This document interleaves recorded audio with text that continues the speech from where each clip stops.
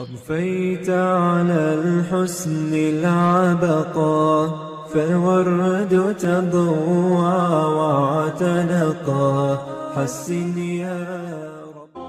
معزز سامعین گرامی قدر، ہمارے ادارے کے لیے یہ بڑی عمدہ اور خوشائن بات ہے کہ اللہ کے فضل و کرم سے جس ادارے کا دباچہ اور مقدمہ میں آپ کے سامنے کئی مرتبہ رکھ چکا ہوں کہ یہاں پہ ہم نے یہ جو جگہ لی ہے، یہ تربیت کا ایک عظیم الشان یہاں پہ ادارہ بنانا ہے۔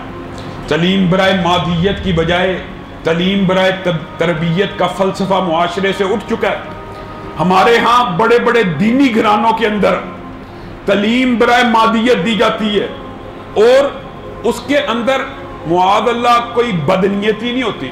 ایک معاشرے کے اندر 100-150 برس سے یہ ٹرینڈ آ چکا ہے، کیا یار پڑھ لو، پڑھو گے نہیں تو اپنے پاؤں پہ کیسے کھڑے ہوگے؟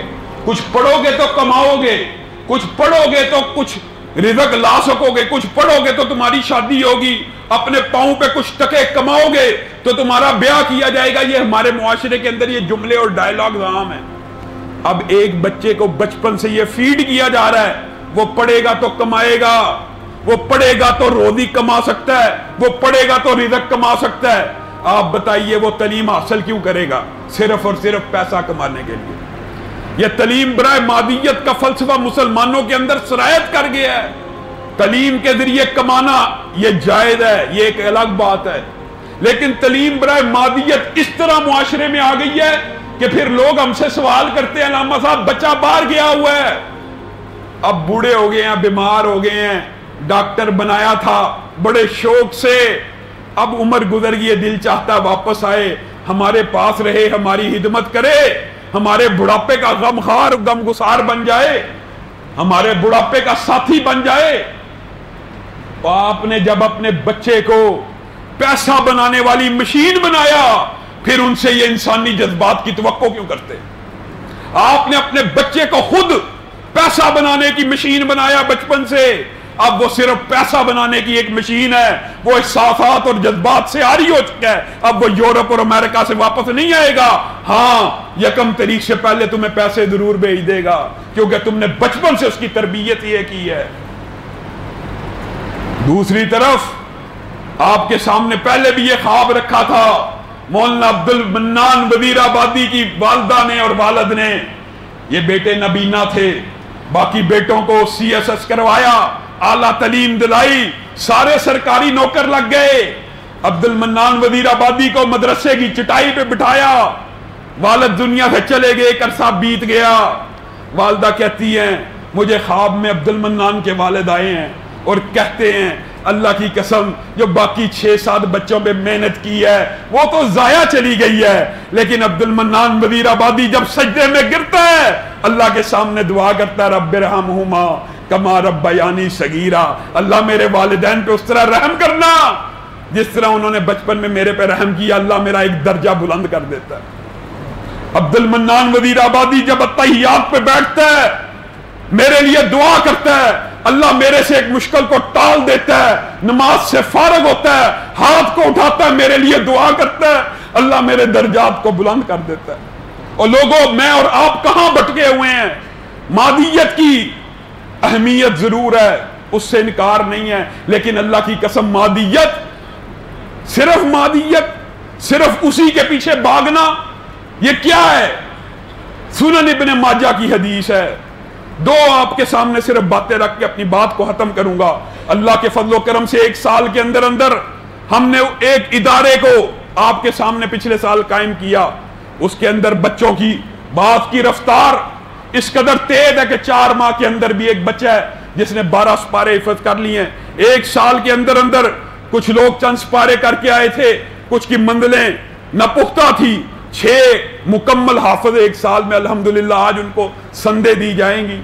باقی بچوں کا امتحان ہوا، دیگر یہ بھی بات یاد رکھیے، جن بچوں کو انعامات مل رہے ہیں وہ صرف حوصلہ افزائی کے لیے ہیں، یہ نہیں کہ باقی بچے نعوذ باللہ انعام کے مستحق نہیں۔ اللہ کی قسم جو مسجد میں آ گیا، جس نے قرآن پاک کی تعلیم حاصل کرنا شروع کر دی، وہ انعام کا مستحق ہو گیا۔ یہ صرف اس لیے ہوتا ہے کہ ان بچوں کو اندر یہ مقابلے کا ایک شعور پیدا کیا جائے کہ یہ بھی تو تم میں سے تھا، اگر یہ بچہ سائیکل جیت سکتا ہے، قرآن پین جیت سکتا ہے، تو تم بھی محنت کر کے اس سے آگے نکل سکتے ہو. ورنہ جن کی پوزیشنیں نہیں آئیں یا جن کے نمبر کچھ کم ہیں، اس کا مطلب یہ نہیں ہے وہ ناکام ہے. جو قرآن کی تعلیم پہ چل پڑا وہ کامیاب ہے. سنن ابن ماجہ کی حدیث، اس کے اوپر بعض محدثین کا کلام ہے لیکن مفہوماً درست ہے. کیا؟ ایک آیت قرآن پاک کی، صرف ایک آیت جو بندہ سمجھ کے پڑھے، سمجھنے کے لیے مسجد میں آئے، مدرسے میں جائے، کسی عالم کے پاس جائے، صرف ایک آیت سمجھ لے، وہ ساری رات 100 نفل پڑھتا رہے، اس سے بہتر ہے. ایک بندہ سو رہا، ساری رات 100 نفل پڑھ رہا ہے، ایک بندہ صرف ایک دن میں اٹھا ہے، 2 منٹ کے اندر ایک آیت سمجھ رہا ہے، وہ آیت سمجھنے والے نے 100 نفل پڑھنے والے سے زیادہ ثواب کما لیا. آپ بتائیے، نوافل کے پیچھے ہم بھاگتے ہیں، فرائض کو چھوڑ رہے ہیں. قرآن پاک کی علم، قرآن پاک کی تعلیم فرض کی حیثیت رکھتی ہے مسلمان امت کے اوپر. اور آپ کو میں یہ بات پہلے بھی کہہ چکا ہوں، اللہ کی قسم، جب تک مڈل کلاس یا اپر مڈل کلاس یا مالدار طبقے کے لوگ اپنے بچوں کو اس قرآن کی تعلیم میں نہیں ڈالیں گے، ان مدارس میں نہیں ڈالیں گے، یا دین کی تعلیم حاصل کرنے کے لیے نہیں ڈالیں گے، معاشرے میں انقلاب نہیں آ سکتا. معاشرے میں انقلاب آپ کھاتے پیتے گھرانوں کے بچوں کو اگر دین کی تعلیم دیں گے پھر ہی آئے گا. اس کا ایک بہت بڑا فرق ہے. آپ محدثین کی زندگی کے اوپر غور کیجئے. اللہ معاف کرے، غریب لوگوں کے اوپر طنز کرنا مقصود نہیں، بہت سے بلکہ اکثریت غریب میں علماء پیدا ہوتے ہیں. لیکن آپ یہ بتائیے، جو بڑے بڑے محدثین ہیں ان میں سے اکثریت جو بڑے بڑے نام ہیں وہ کھاتے پیتے گھرانوں کے بچے تھے جنہوں نے اسلام کے اندر نام پیدا کیے. آپ اگر اپنے بچوں کو ان اداروں میں نہیں داخل کروائیں گے، اور صحیح حدیث آپ کے سامنے رکھتا ہوں، ایک ہے نوافل کے پیچھے بھاگنا فرائض کو چھوڑ کر، دوسرا مادیت کے پیچھے بھاگنا. نبی کریم صلی اللہ علیہ وسلم نے فرمایا، کون ہے تم میں سے جو جائے اور 2 سرخ اونٹنیاں بغیر ظلم کے تمہیں مل رہی ہوں ایک صحرا میں کھڑی، کون ہے جو لائے گا؟ صحابیوں نے کہا ہم میں سے ہر شخص چاہے گا. سرخ اونٹنی عرب کا پسندیدہ مال ہے، اور اس دور میں اور آج کے دور میں بھی اس کی قیمت سواری کے اعتبار سے جو بہترین سواریاں لینڈ کروزر وغیرہ آج بھی اس کے برابر ہے. آج بھی نبی کریم صلی اللہ علیہ وسلم کون ہے جو لے کے آئے؟ صحابہ نے کہا ہم میں سے ہر شخص چاہے گا میں مل جائے. نبی کریم نے کہا پھر سنو، میں تمہیں اس سے بہتر ایک کام بتانے لگا ہوں جو 1.5 کروڑ، ایک اونٹنی اور 2 اونٹنیاں 3 کروڑ، جو اس سے بہتر ہیں. یعنی پہلے آپ کے سامنے حدیث رکھی 100 نفل سے بہتر ایک آیت، اور 3 کروڑ کو خرچ کرنے اور 3 کروڑ کے ذریعے اللہ کی راہ میں اللہ کی شنودی اور اللہ کا اخلاص حاصل کرنے سے بہتر میں تمہیں ایک عمل بتانے لگا ہوں. نبی کریم صلی اللہ علیہ وسلم نے کہا جو 2 آیتیں تفہیم کے ساتھ سمجھتا ہے. تفہیم کا مطلب کیا ہے؟ آیت ایک ہے صرف پڑھ لینا، اس کا بھی اجر و ثواب ہے. انشاءاللہ آئندہ آنے والے خطبات کے اندر رمضان کی تیاریوں کے حوالے سے اس بارے میں مفصل بات ہوگی. لیکن 2 آیتیں اس طرح سمجھنا کہ اس کا مفہوم بھی آ جائے، معنی بھی آ جائے. اللہ ہم سے چاہتا کیا اس آیات میں، وہ بھی اگر سمجھ آ جائے تو نبی کریم صلی اللہ علیہ وسلم نے کہا ہے یہ 2 آیتیں سیکھنا تمہارے لیے ان 3 کروڑ سے بہتر ہے. اللہ کے فضل و کرم سے آج ہمارے سالانہ نتائج کا اعلان ہوگا، اور جمعے کے بعد بہت مختصر سی ایک تقریب ہوگی بچوں کی حوصلہ افزائی کے لیے، جو پہلی، دوسری، تیسری اور چوتھی پوزیشن پہ آنے والے ہیں ان کے مابین انعامات کو تقسیم کیا جائے گا. آپ احباب اس میں بھی شرکت کر سکتے ہیں.